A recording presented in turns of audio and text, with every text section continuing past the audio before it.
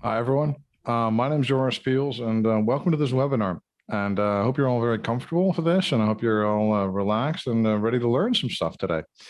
So today's webinar is a combination of 3dprint.com, helping Velo 3D tell its story. In this case, that story is about mission critical manufacturing. So how can we move away from prototyping, moving towards serial or more organized manufacturing of parts to really making parts that matter, parts that are important. Like, for example, load-bearing parts in aerospace, or parts that are very, very important and have to be made at a certain time, in a certain place. And Velo's story is going to be told to today by two gentlemen. One is Zach Murphree. He's the Vice President of Global Sales and Business Development of Velo 3D. He really works a lot with customers, and he works about trying to figure out what their challenges are, trying to align their needs with what Velo can do, trying to maybe develop some new capabilities at Velo to meet those needs. And, working inside these partnerships and growing these partnerships and developing them. And he's already had a number of roles at Velo, even though it's a really short company, or the company hasn't been around for very long. And now he's up to, and previously actually he has a PhD in aerospace engineering from UT. And he did a lot of work on industrializing AM from the client side, essentially, from a company trying to industrialize it for their own needs. Gene Miller, on the other hand, is a director of technical sales. He's worked at Foundry Process Engineering. He worked as a process engineer for Velo. He's one of the people who did the laser parameters for the initial printers. And he has a BS in mechanical engineering from Colorado State University. So these two guys are going to tell you all about the current product family of Velo and the capabilities and the build volumes. They're going to tell you a little bit about the materials and about how Velo is trying to get you to be able to make parts with higher repeatability, reliability. And in moving from that, they're going to try and unroll their vision of how you can start to use their technology for manufacturing. And that's essentially what we're going to do today. You can always, in their chat, ask questions. It's a Q&A box for you to ask questions. We'll always get to your questions. So if we don't get to it in this session, what we're going to do is we're going to email you and contact you directly afterwards. And we'll always either try to answer it in the chat field or get one of the hosts to answer it. I'll do a Q&A session at the very end of both people's sessions for you guys.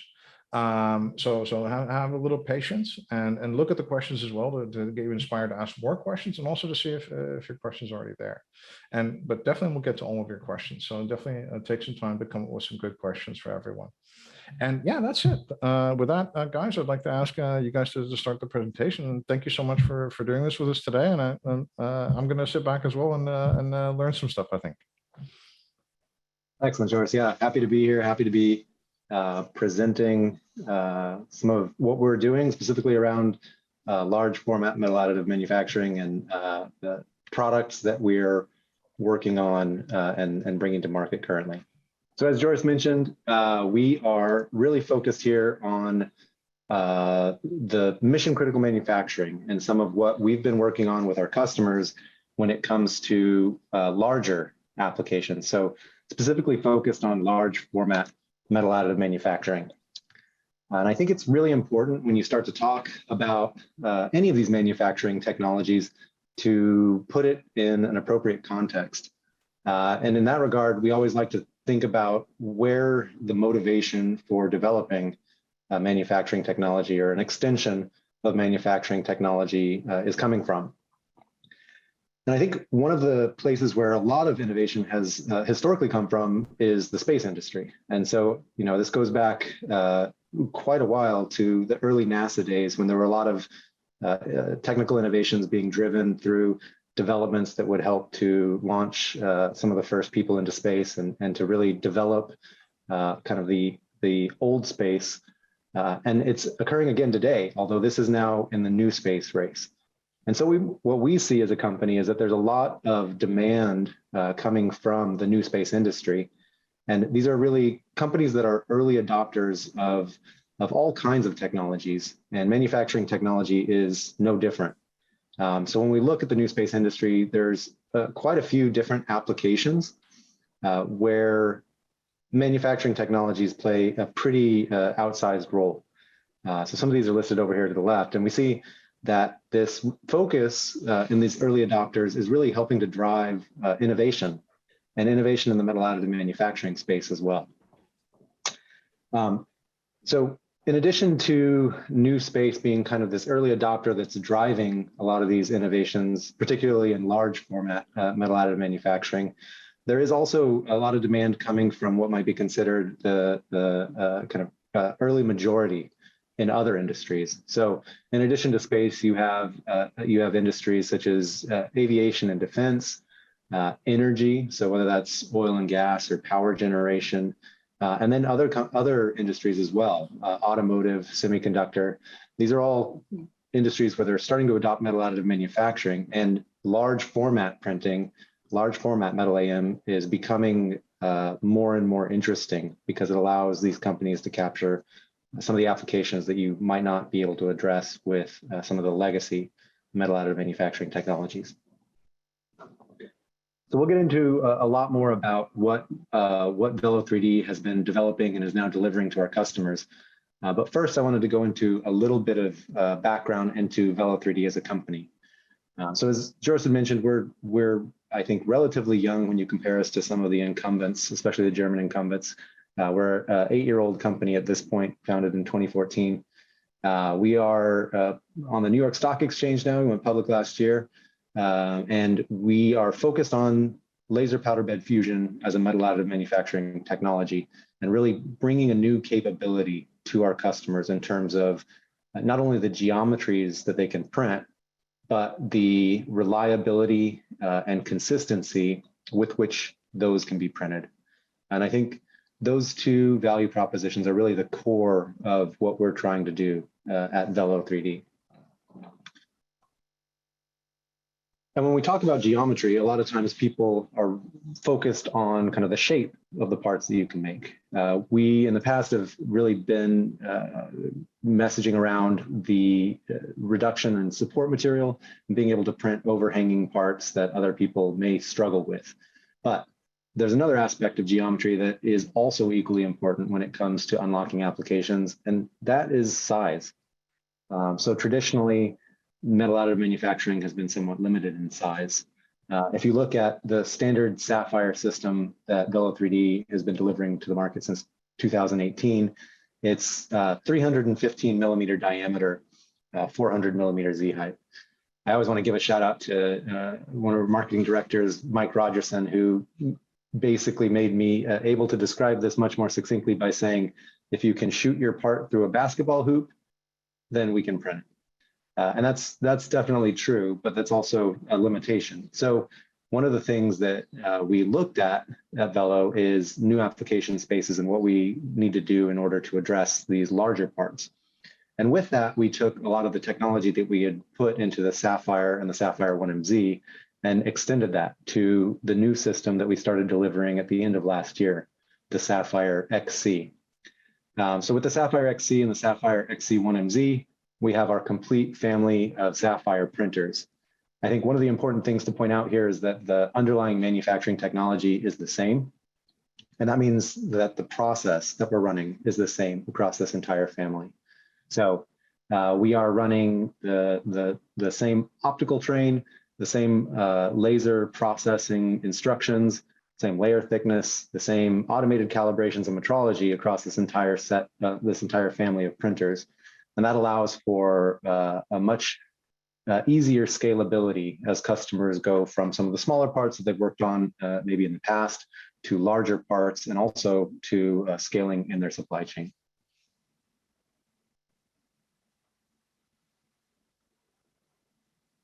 For a specific focus on the Sapphire XC, we extended the capabilities of the Sapphire family of printers to be a 600 millimeter diameter, so a round build plate with a 550 millimeter Z height. And this is the system that we started delivering last year. We've also taken that same system and now stretched the Z height to be a full meter tall. So a 600 millimeter diameter with 1,000 millimeters of printable Z height. And this XC1MZ is pretty significant in terms of its scale. It's 9 times larger in build volume than the original Sapphire printer. And it's 30% larger than the printers available from other leading metal additive manufacturing companies. It also has 8 1-kilowatt lasers and a fast recoating that gives us up to 400% faster printing compared to our standard Sapphire systems, and allows for some pretty significant reductions in the cost of the printed parts. So not only can you build bigger parts, but when you're printing parts that could be printed on a smaller system, you can also take those parts and reduce the cost really significantly. So just as a comparison between some of the different large format laser powder bed fusion systems that are available on the market, on the left-hand side, you have the Sapphire XC 1MZ. So this is a 280 liter build volume. And when you compare that to some of the other build volumes and layouts that are available on the market, you can see that it is quite a bit bigger. It gives you not only the larger print area in terms of the build plate size, but it also gives you that extended Z. That's really important for a lot of the applications where we find most of our customers working. And we've seen a really significant demand for this type of system. I think we wanted to highlight here some of the parts that we've been printing and some of the classes of parts that we're seeing interest in from our customers. So this is actually a diffuser that we were printing, one of our first Sapphire XC parts. It's kind of like a first child, so you're proud of it and want to show it off to everybody. I have pictures of this and my children on my cell phone that I show to people that sit next to me on the plane. But this is a diffuser from Siemens Energy, and it's a really large part. This is a 550 millimeter diameter part, a pretty massive part, but it gives you a sense for how big the parts are that we're printing on the machine, and some of the interesting applications that we're starting to engage our customers around with this system. In addition to parts like that diffuser, which you see here in the bottom middle, we see a lot of demand coming from some of the places where we've had traditional success. So turbo machinery in general has always been a place where these internal flow paths and other strengths of the Velo technology have lent themselves really well. So we have impellers, diffusers, volutes, pump housings, crossovers, all of the turbo machinery that you might expect, as well as some complete rocket chambers, so combustion chambers and nozzles, injectors for rocket engines, combustor cases for gas turbines. And you can see here in the middle a part that's kind of hinting at where we're seeing a pretty decent amount of demand too, which is copper. So the part in the middle is a GR COP 42 thrust chamber model. And that's also an area where we're seeing some pretty significant demand. I think some of the parts that are not featured here that are also worth mentioning are similar in that they're parts that fluids flow through or that transfer heat, which is really kind of a core application space for the technology. But those would be, for example, die-cast tooling inserts. And the reason that that's interesting with these larger format machines is that you start to be able to print a much bigger tooling insert, but with a bigger tooling insert, you also need larger conformal cooling channels. And Velo's unique capabilities around printing these large diameter channels without needing internal supports really lends itself well to that application space too. So that's definitely something that we've started to see a considerable uptick in, and hopefully the adoption there will continue to be strong.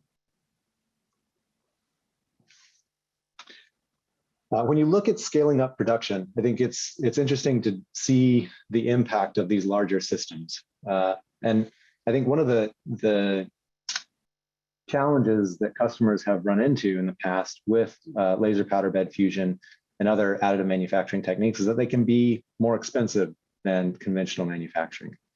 But one of the nice things that you get with the scale of systems like the Sapphire XC is that the part cost can be reduced pretty dramatically. And this is a combination of the increased throughput of the machine and the number of parts that you may be able to print at the same time. So in essence, you can print seven, in this example, 7 parts where previously you could print one. And again, in this case, you would see a part cost reduction of probably around 75%, which can be really, really significant for some of these applications where these printed parts contribute a large amount to the total system cost. So it's not all about the printer, I think, in a lot of these applications, right? And one of the things that Velo has been really focused on is delivering a vertically integrated solution to customers. So rather than give customers a machine and then ask them to use third-party software on the print preparation or the quality management side, we've developed a suite of tools that comes with the Sapphire printer, the Sapphire XC printer, that includes both our flow print preparation software and our Assure quality validation and control software. And the nice thing is that these softwares are flexible and that they can work with and across the Sapphire family of printers. So once you're familiar with what you're using on the smaller Sapphire system, you can pretty easily extend that to the Sapphire XC as well. Again, the other thing that is really important here is scalability. And so when we looked at making these larger metal additive systems, one of the critical product deliverables was the ability to take something that you would print on the smaller system and be able to print that without modification on the larger system as well, so that you can really scale into supply chain and production.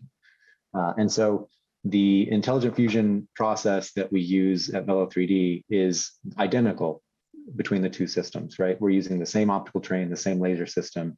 And it means that all of the capabilities that a customer might be familiar with and leveraging with the standard Sapphire system can also be leveraged in the Sapphire XC without modification. And that's extremely important.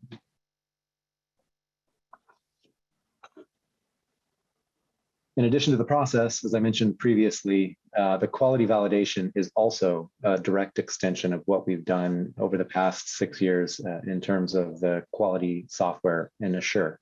So this provides the factory monitoring, the tool health monitoring, as well as the in-process metrology and build report that we've provided with the Sapphire system. So you get a complete picture of the tool health and calibration. And that can be done without the need for external instrumentation directly from the user interface on the machine. That's then extremely well documented and flows through with the part through the manufacturing process through the build report that's automatically generated by the Assure quality software.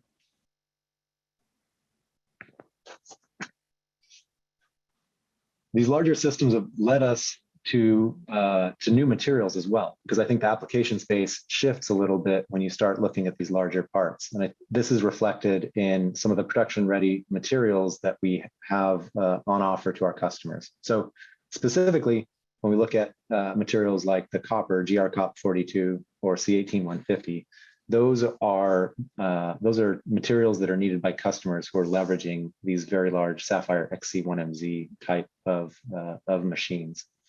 Additionally, tool steels, some of the stainless steels and aluminums, those are all things that are demands driven by some of these larger parts. And we're adding those to the already well-established material list that you see on the left-hand side here, whether that's nickel superalloys, aluminums, titaniums, really material set that's focused around the application space where we tend to find the most success. And I think the last thing here is that when we work with customers, we don't only work with customers who are looking to purchase equipment. And that's really critical. Our goal is to enable customers to print the parts that they really need, that they really want and they really need. And sometimes that means customers who are not going to buy systems. So if you're a customer, if you're a potential customer of metal additive manufacturing, and it's not in your budget to have a system, or you're not vertically integrated in terms of production capabilities, that's not a problem. And we've developed a contract manufacturing network that globally is able to support our customers, especially the ones who don't have internal manufacturing capabilities, in order to deliver to them those parts that they really need. And so here's a number of our contract manufacturing network partners who are all extremely well qualified in terms of their manufacturing acumen and experience. And we would be more than happy to engage around specific applications and parts, even if that is not necessarily the step on the way to you purchasing a system. So with that introduction, I'd like to hand it over to Mr. Gene Miller here to go through some of the more detailed points around our technical offering. Hey, thanks, Zach. I appreciate the introduction there. And thanks everybody for joining us today. I'm going to get into some of the deeper details about the materials and the way that we scale from Sapphire XC up to, or scale from regular Sapphire to XC. So one moment. So really, how do we maintain consistency from Sapphire to scaling to XC? And Zach mentioned this before, we use the same optical path, the same recoater technology, same flow and quality validation that we use in Sapphire for the past few years. And now it's moving to a much larger format system. And really, it depends on things like your lasers, your parameters, the atmosphere, the powder bed. All of these things are critical to qualify and quantify to make sure that we're making good material property at the end of the day. And like we said, we are a one-stop shop. We have a vertically integrated structure of preprint software called Flow, and that's going to dictate the laser commands and scheduling. The Sapphire machines, whether it be XC or standard Sapphire, executes the printing process. Assure, the quality validation software, whether XC or Sapphire, will quantify the health of the machine at the beginning of the print and calculate or quantify all the data and report it in a digestible form for the user at the end of the print. And we're tracking all of these things layer by layer or actively throughout the print, looking at things that occur before printing, like the system calibrations or the laser execution, atmospheric control, and powder bed health. And like I said, prior to the build, the system calibrations are ensuring that the machine is operating nominally. And then every layer, we're quantifying and reporting these critical metrics to the customer or the user of the machine. So what does the pre-build system calibration consist of? On a real high level, there are 5 things that we track and quantify with these tests. And these are all done right on the machine. They're built into the print software that are accessible by the user and the technician, looking at things like optical health, ensuring there's no contamination on the optical path, ensuring good laser alignment. The thermal sensor, where we're gathering thermal data from the melt pool, needs to be in line and aligned.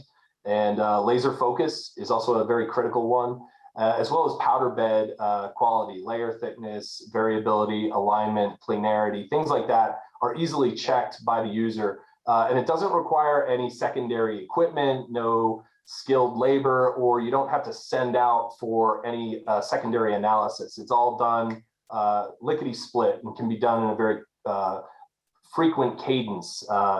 Before each build is possible, we recommend about a weekly cadence, but it's up to the user of the machine as to how often they want to run this pre-build system calibration. Looking at the report from Assure, the quality validation software, we're capturing things like peak height, looking at the part as it's being printed. Does it protrude off of the powder bed and where? If this occurs, we want to know, and with our height mapper technology, we can go right back to that layer and look at a part that might have protruded and execute corrective action very quickly. We're quantifying and reporting oxygen level, recirculation filter health, humidity, and remaining powder on a real high level, so that at a quick glance, we can really capture everything that happened in the build and get a good feeling if something went awry. And if it did, we can be pointed right to that direction and solve the problem efficiently. A lot of times, we're looking at Assure as a quality validation tool. It's also a great troubleshooting tool if anomalies do occur in the printing process. We want to be aware of them and execute corrective action quickly. So talking about 8 laser alignment, until now I've been doing webinars that are 2 laser alignment. Today we're talking about 8 laser alignment. We've proven out this technology for a 2-laser system over the past 3 or 4 years now, providing quality overlay between the 2 lasers. Now we're using that same technique and scaling it up to 8 lasers. And we can virtually remove all stitch lines. You know, if you don't know what you're looking for, or even if you do, it's sometimes a very big challenge to visually see any stitch lines on the part, because we do such a good job at aligning the lasers at the powder bed itself. And really, this is going to eliminate porosity due to overlay mismatch as well. Lack of fusion inside the part can commonly occur due to improper laser alignment. And this is part of the pre-build calibration that can be done at the beginning of any print, as well as layer by layer in situ calibration that will detect any drift throughout the print due to expansion or contraction of the hardware, lengthening of distance from the optical path to the powder bed. We adjust for that in the printing process and maintain proper laser alignment. So how do you deal with 8 lasers? There's a lot going on, and they need to play nicely together.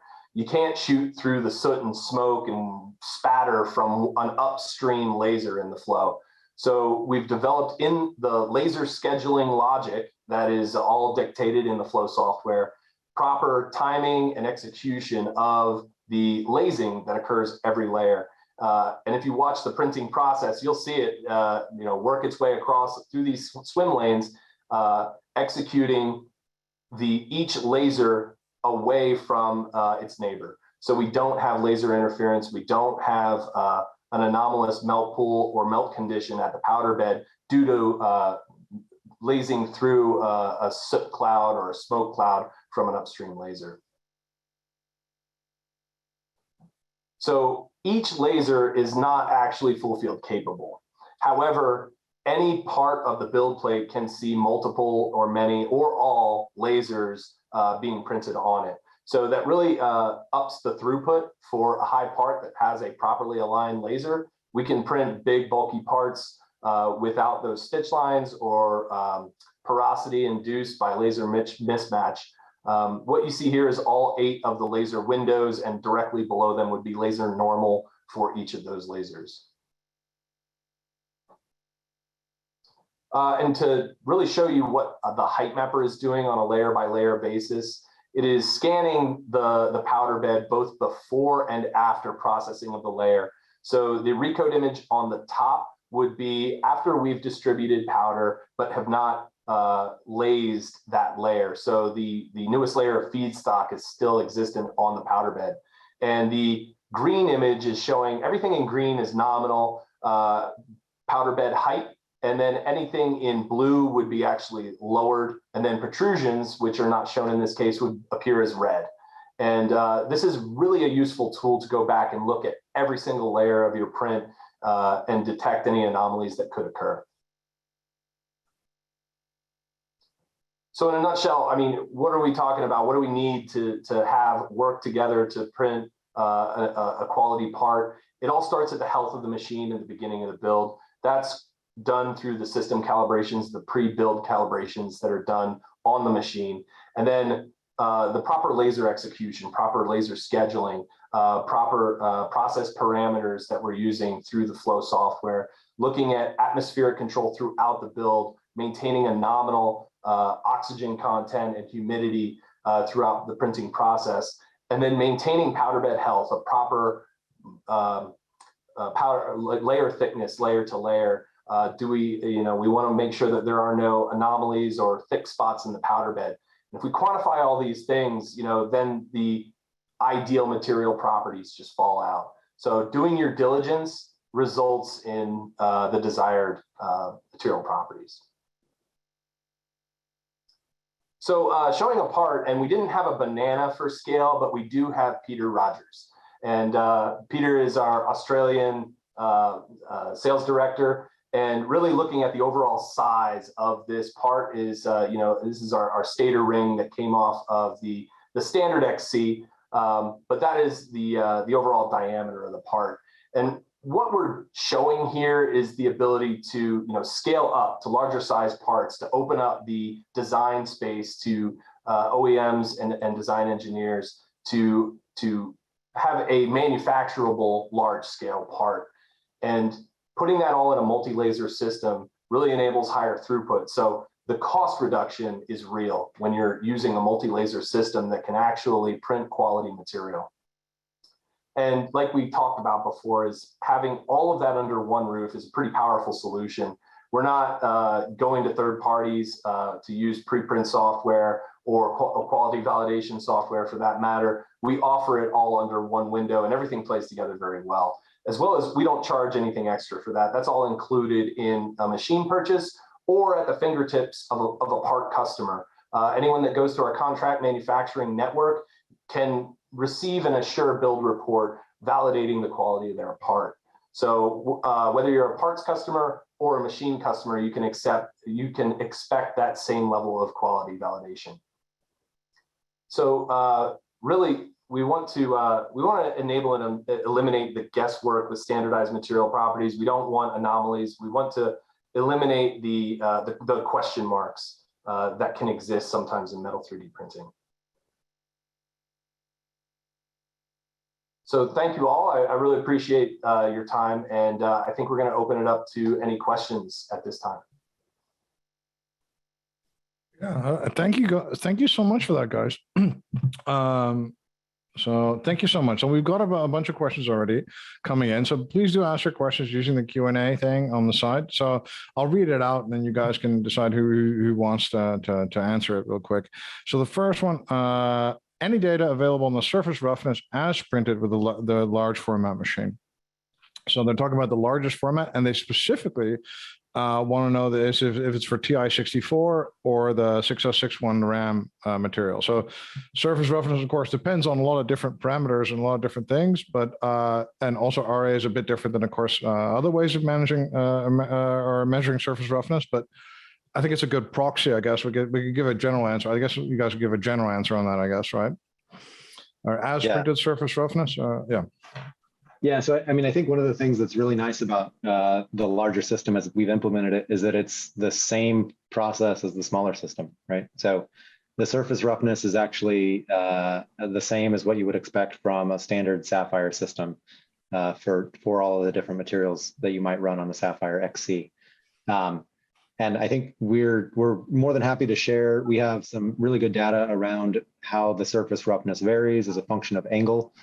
We have that in a couple of different metrics. So whether you're looking at SA or RA and with different filterings, I think surface roughness questions are always a little bit fraught because it depends on what a person is used to, whether that's like a stylus contact measurement or an optical measurement.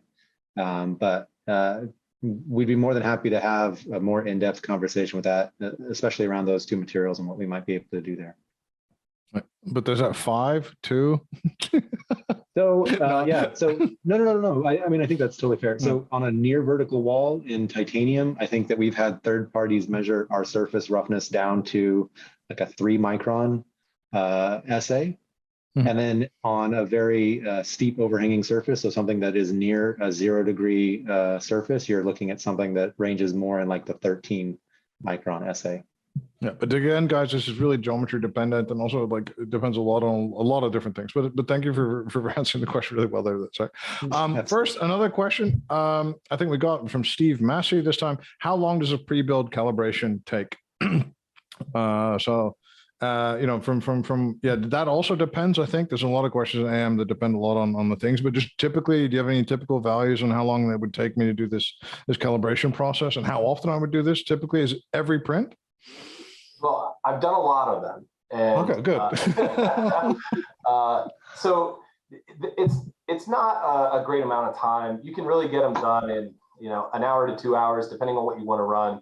And you don't have to do the full suite of them as well. You might just say, oh, my my thermal sensor is out of timeline, so I might run that real quick. I might run a focus when it's expired. It's really up to the user as to when we run them, but each individual test is a smaller fraction of that 2 hours, and doesn't have to be run before every print, but can be. So if you're running all of them, expect about 2 hours for every single one of them. Okay. And would you advise people to run it all the time, or is it really kind of like, does it really improve my performance? I mean, I guess, if you're making something critical that would, the 2 hours and you're going to do a print or 50 hours, I would do it, right? Just in case, right? I mean, is that your advice, or? I would say it doesn't cost you much to run it. It's just a matter of time. And if you have a part that's going on the machine that alignment of the lasers is critical, I'd run it. It's not a big time sink, and it gives you that feeling of assurance that you're going to have a quality part without stitch lines or induced porosity. Okay, good. And that also goes to like the criticality. I think that's a really important thing there, right? We have as a guideline, run it every 7 days internally. And so as long as we're running it every 7 days, we tend to have pretty consistent performance. Some customers, if you're doing something for manned spaceflight, it's probably something you want to run more frequently if you can. Totally.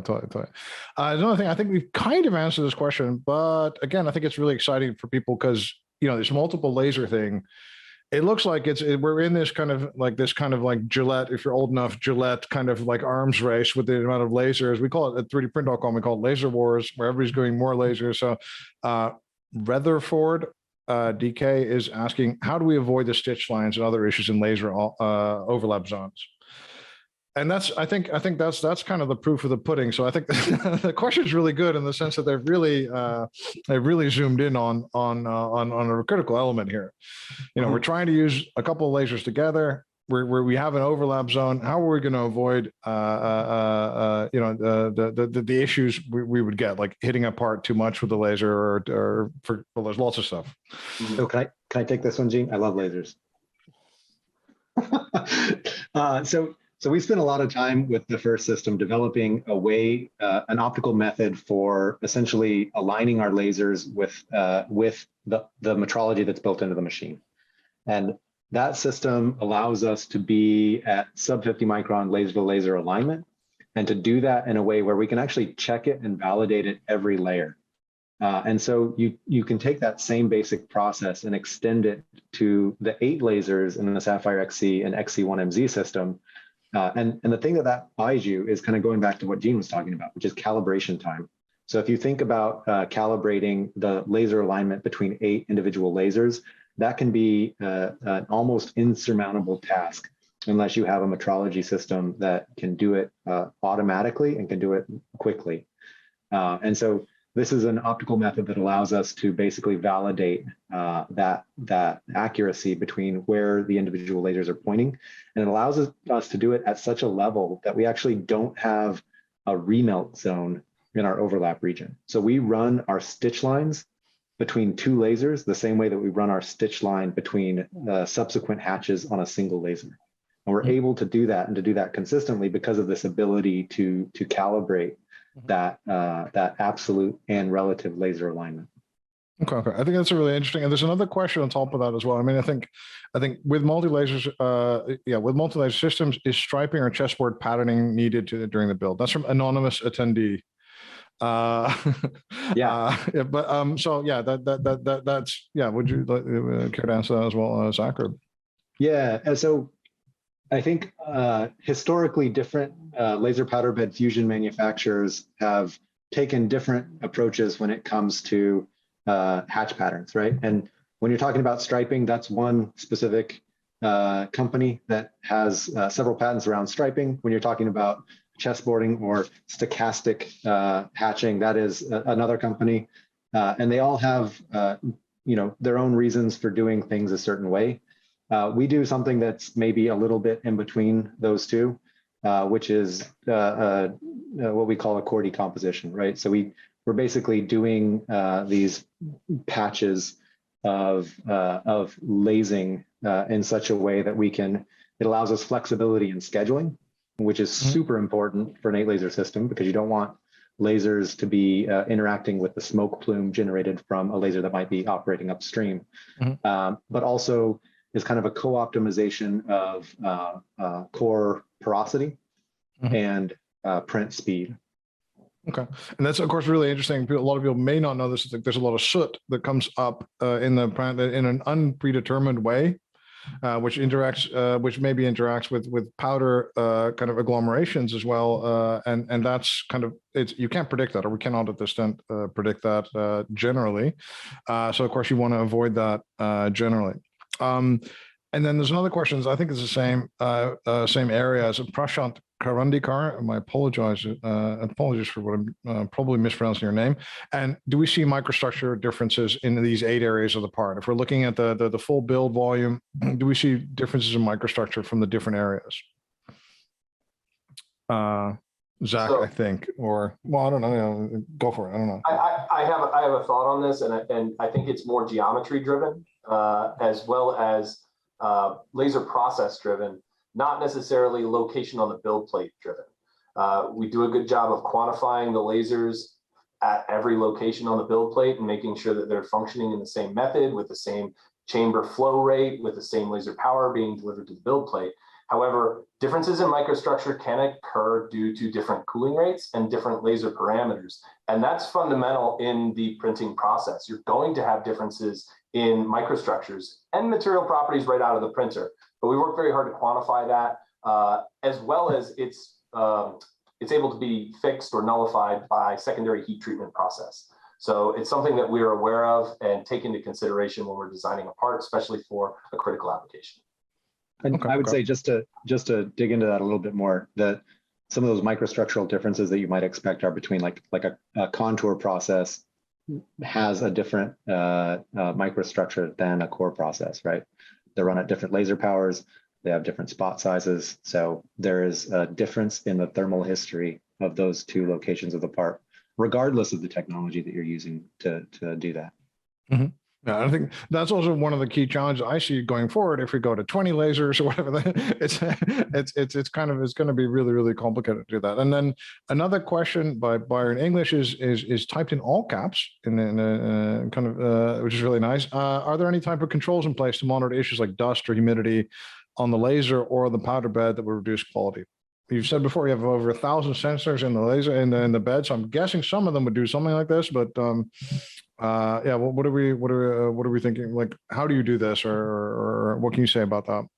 Sure. So the thermal sensor is one of those pre-built calibration checks that we run, and what it does is actually measure or detects any contamination on the optical path, and that's lenses, window, galvos, whatever it may be. We can actually detect if they are functioning properly, and that check will tell us if we can expect a quality beam, especially after running a kilowatt of energy through the optical path for a long period of time.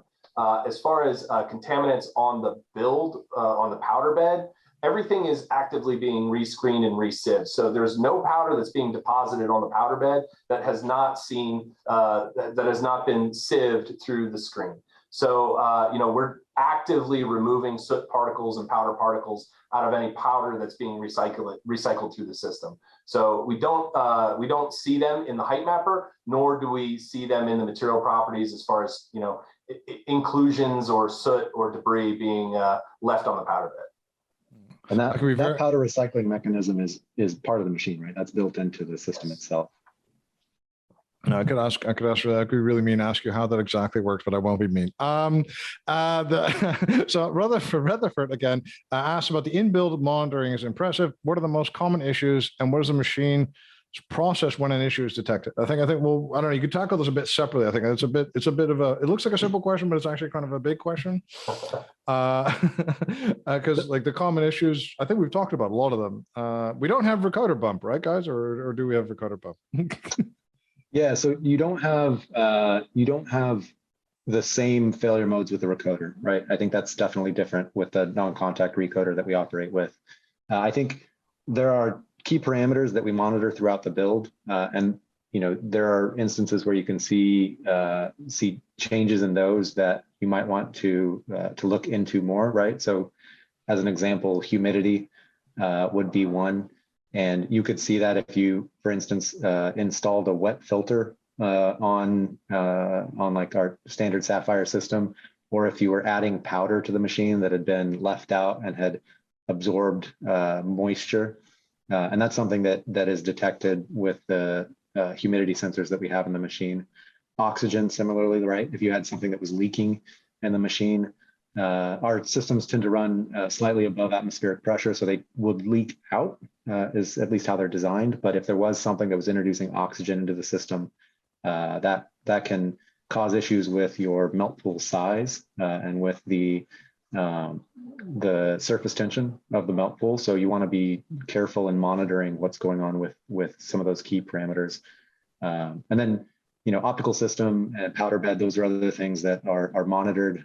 As an example, if there's a recoat that is not, that doesn't meet our spec in terms of thickness or low variability, the system will automatically try to recoat and correct that.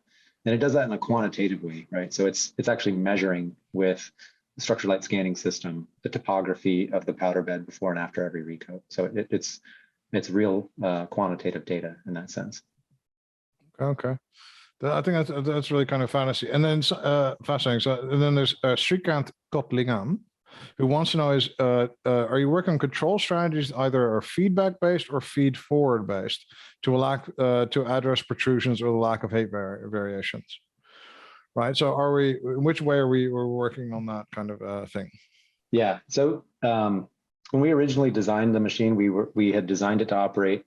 It has the capability to operate in closed loop control on the melt pool radiation, but we don't tend to operate in closed loop control on the melt pool. The one thing that does operate in kind of closed loop control is that recoater recoating if it senses something that's not nominal with the powder bed after a recoat. But other than that, if you start to have protrusions, that's generally something that is caused by something being out of spec, by the geometry not being really well suited to what you're trying to print, and those things are not necessarily fixable in the print. Okay. Yeah, that's just like you kind of need to know that or need to do that beforehand. That's kind of, and through experience, I would guess, I think a lot of times as well. Okay, so another question by Jan de Roos. Have you been able to qualify materials for the MMPDS database? That's the metallic materials properties development standardization database, or something like that. And that's like, yeah, the idea behind that, this is a relatively new thing, but the idea behind that is we have a kind of an open registry of standards for material stuff, which sounds really wonderful. But have you guys done anything with that, or?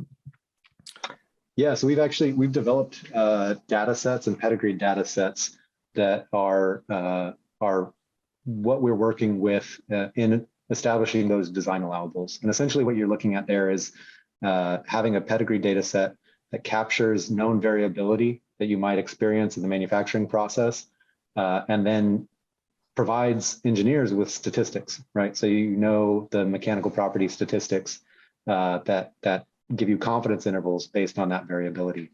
And that's absolutely something that we've been working with the MMPDS committee on.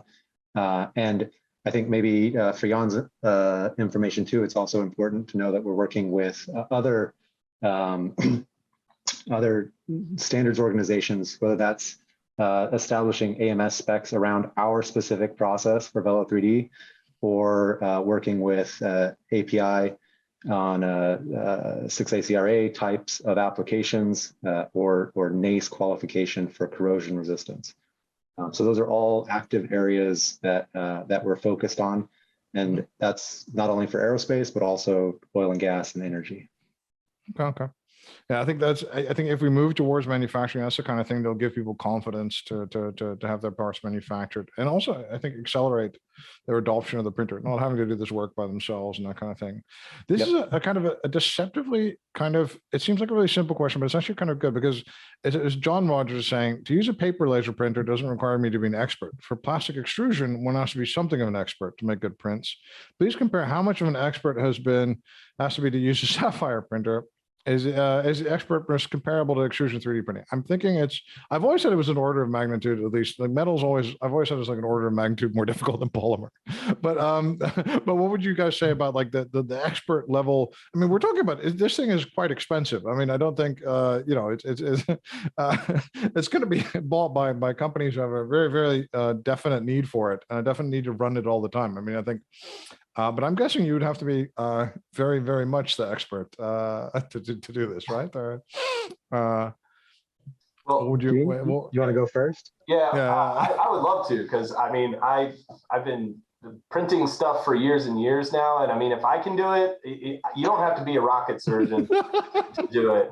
However, there is Rocket a surgeon. I love this. there is a learning curve, and we've recognized that, especially when even scaling from a contemporary or a legacy powder bed fusion system to a Velo Sapphire, which has expanded capabilities and a little bit of different design guidelines. There's education there that needs to happen.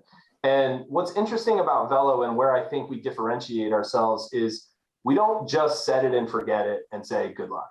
We're going to stand by the customer and help to train them, walk them through, and be there as an ongoing support for any type of questions or education as long as they have the machine. And that's really what my team is focused on, is really helping the customer understand the limitations, the guidelines, and be effective in preparing prints that are successful right out of the gate. I'm not going to say it's super easy. There's no Staples easy button for it, but we're there to help, and it is being done, across our contract manufacturing network effectively today.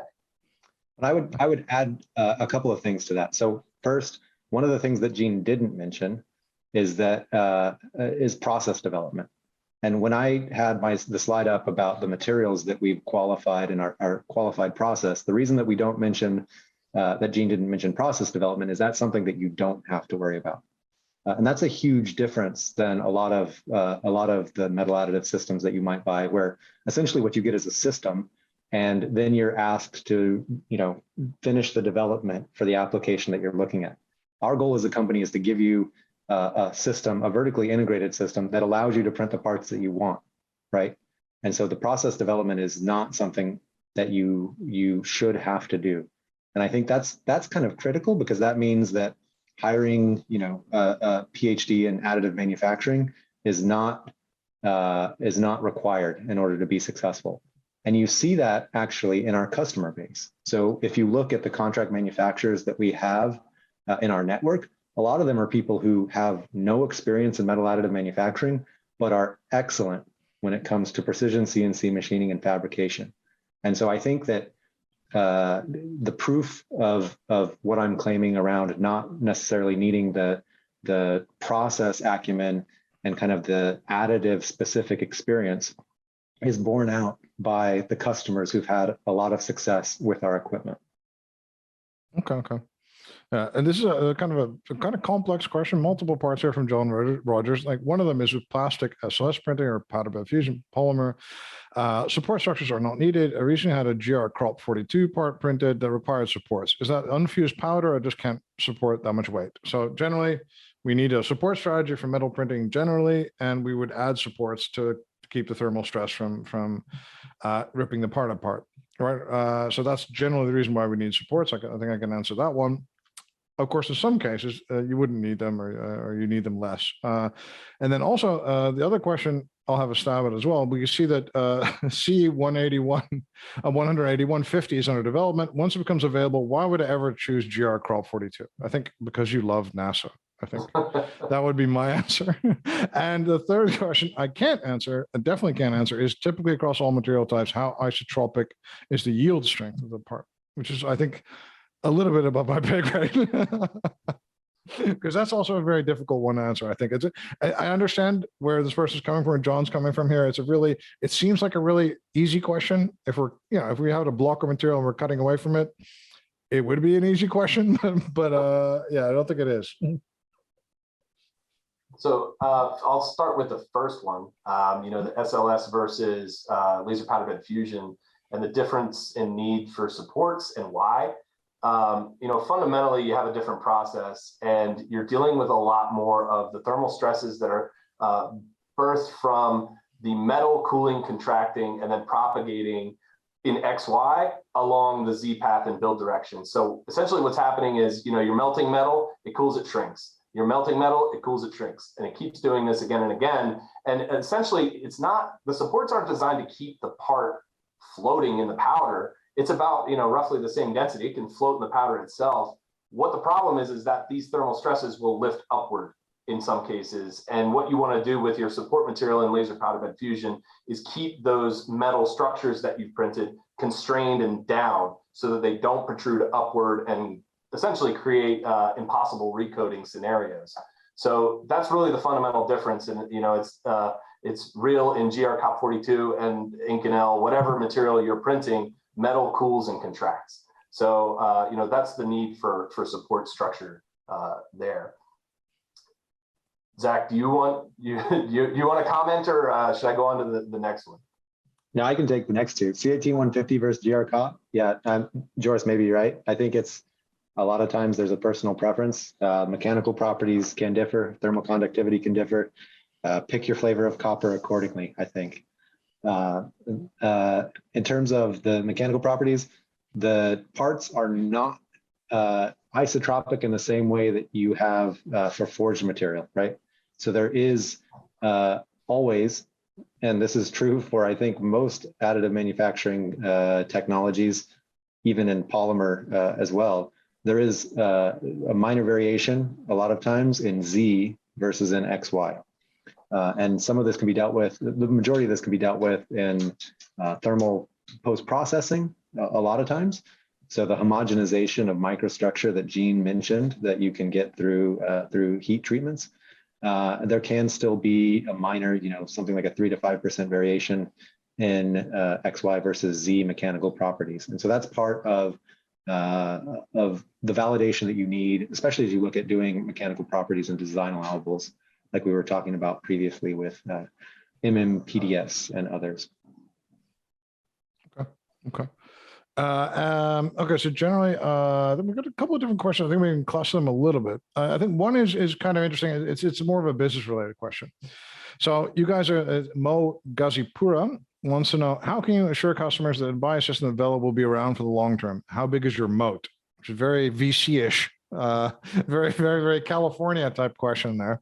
Yeah, so generally, I mean, you are a startup. You have been around for a couple of years. You are a publicly traded firm. I think that helps. But at the same time, yeah, how are you going to say like, hey, and this is especially relevant, I think, for aerospace and stuff where qualification is long and they want to keep making the part for 10 years or 20 or whatever.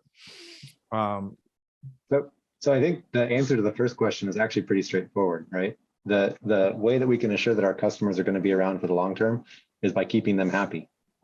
Mm-hmm. And that's really it, right? Delivering on what we say we're going to deliver, and making sure that the expectations on both sides match reality. And with that, you can have a lot of success doing what you said you were going to do. Mm-hmm. How big is our moat? That's kind of a separate question. We've been profiled by some industry analysts as having the strongest IP portfolio in metal additive manufacturing. So we think it's strong. Yeah, definitely. And we're getting a bunch of questions. I don't know how you guys how much you can get into this, but people kind of like 3 or 4 people come and ask how many have been sold, how many of these XC systems have been sold, how many of your systems generally have been sold.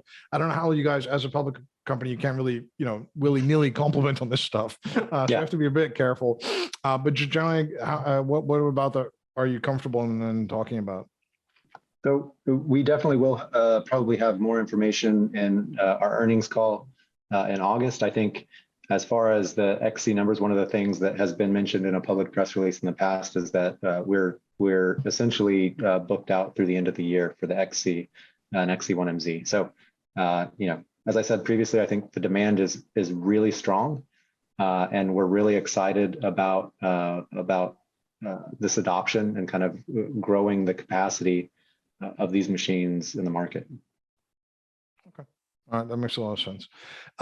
We also have another question. Somebody's asking, what's the smallest feature size that can be printed? I mean, I think that's also another one of these questions that it's a very logical question, right? But it is for us very difficult to answer. I mean, feature sizes, wall thickness, they differ per geometry and overhang and all this kind of stuff. But could you give a little bit of an idea, maybe, on what's capable or what we can do? Yeah, and I mean, I think this comes with a grain of salt because, we're talking about printing massive parts here. but we're not changing, our ability to print very small parts and delicate features, things that are, still minute. And having the capability to do both in this large system, I think is going to be ever more and more powerful for us to deliver quality parts for designers. Now, talking about like the specific small feature that we could resolve, I'm going to say the annoying engineering answer is it depends. And it's if I want to print something very thin and vertical without a low overhang, you can look at a few hundred micron, 200 to 300 micron, say a very simple vertically growing pin.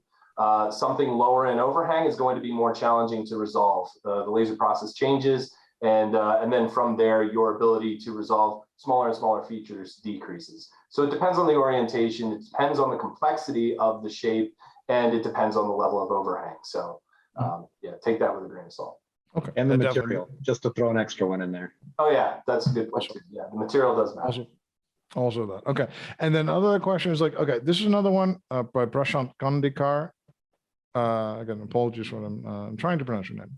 If one layer, recoated layer is not good, you add another layer on top. So does the printer just keep on printing, or is there kind of a mitigation strategy, or does the strategy differ? That's kind of the questions, that's the kind of question we have there. So if we detect a protrusion or a bad powder bed layer, it does multiple scans to make sure that the data it's gathering is accurate. If all of the multiple scans are still reporting the same data, and a protrusion or a bad powder bed is detected, it will stop the machine and require user intervention to make a judgment call as to whether or not we need to resume the print, or if we need to say, hey, this is very bad. We have a protrusion that recoding is impossible. We should scrap this build and retry. So essentially, if it's bad enough, the machine will stop itself. Yeah. Okay. That's cool. That's good.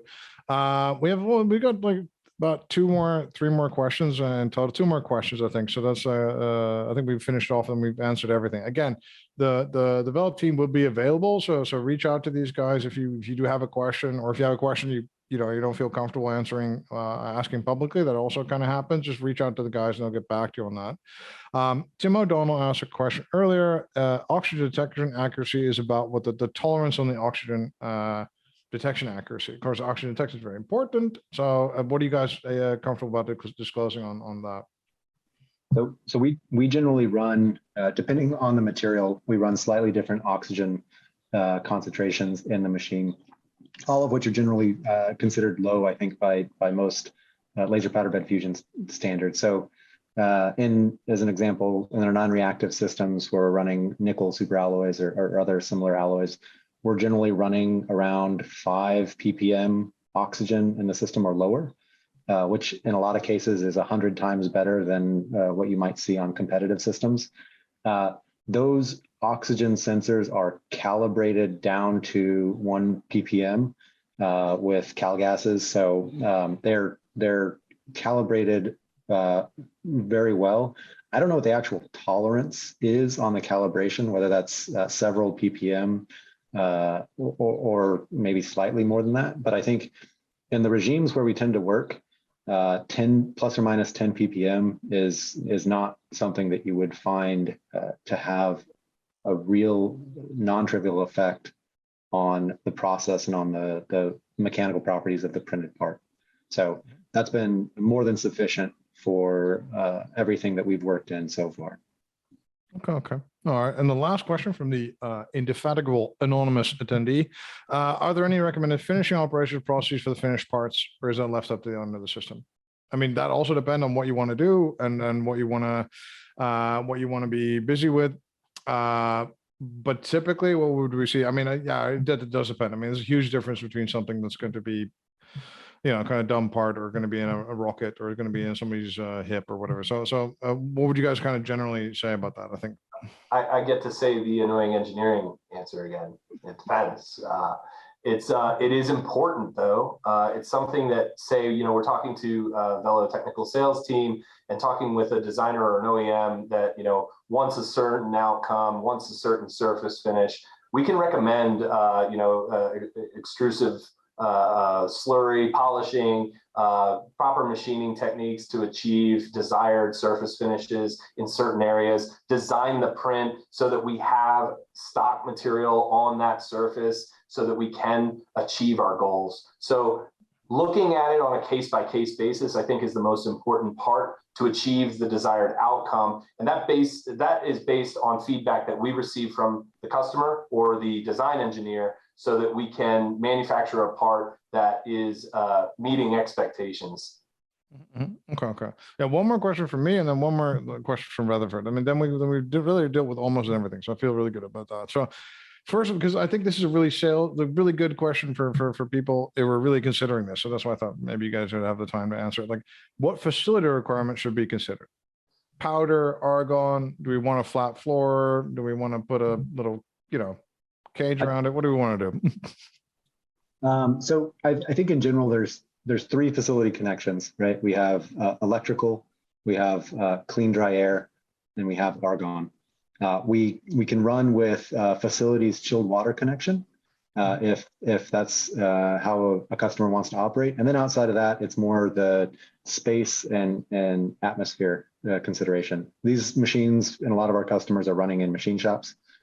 So they're not necessarily overly sensitive to vibration.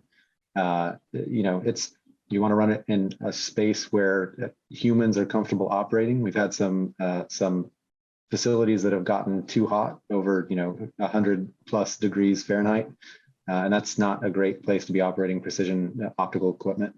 But in general, they're fairly robust. So if you have the space, if you have the facilities connections, and you have a good source of powder, which for us would be one of our approved vendors, a third party, somebody like Praxair, Carpenter, Techna, other really known sources of powder, then I think you should be good to go. Okay, cool. Thank you. One more question, and let's say I have more questions, and I really want to get in touch with you guys. What do I do? What's the preferred method? Is there a forum on the website? What's the preferred method for asking you guys questions? Yep. So we absolutely have on our website. There is a chat window that you can interact with that can direct you to the right people in our sales organization, whether that's our technical sales team, our business development team, or sales directors themselves. We also have info@velo3d.com that you can email. If you'd like to get more information about anything specific, please feel free to reach out through there. We're on LinkedIn. Please follow us, connect with us, send us questions if you want to, and we'll take them from any channel where they come. Okay, and also there's a link right now where you can email info@velo3d.com as well, and there's also a contact link on the website. You can see that in the chat bar if you want. That'll be the quickest thing I think for you to do, guys. I like that. I think that went swimmingly. So Zach, thank you so much for your time, and Gene as well, and all the other, like Brendan and all the other Velo people here today. That was good today as well. And thank you everyone that joined and asked questions. We really love the people that ask questions. Really love the questions today. I thought they were good. Thought they were nice, and that's always good that we're getting good questions from people who know what they're talking about. That's always super nice. And yeah, I would like to thank everybody for attending this event. I really enjoyed it. I hope you enjoyed it. I hope you learned something today. And yeah, thank you so much for everyone for doing this 3dprint.com Velo 3D webinar. And I hope to talk to you or answer your questions next time. Thanks a lot, everyone. Thank you. Thanks, George. Hey, bye-bye, guys. Bye. Bye.